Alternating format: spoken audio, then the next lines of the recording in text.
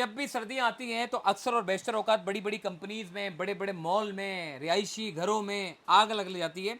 तो भाईजान ये मैं आपके लिए चीज़ एक लेकर आया हूँ, टाइगर गोल्ड सीरीज वाले लेकर आए, ये टाइगर सोलर एनर्जी वाले आपके लिए लेकर आए।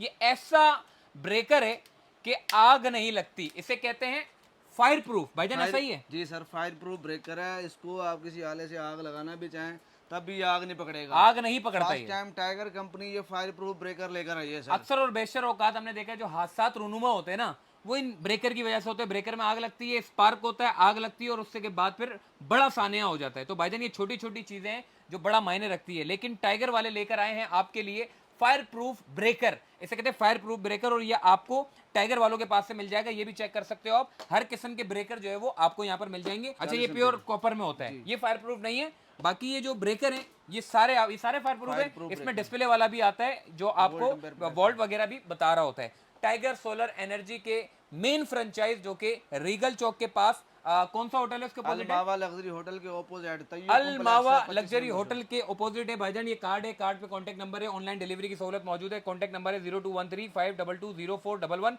0328733980। ऑनलाइन ऑर्डर भी आप कर सकते हैं, ब्रेकर आपके घर पे पहुंच जाएगा।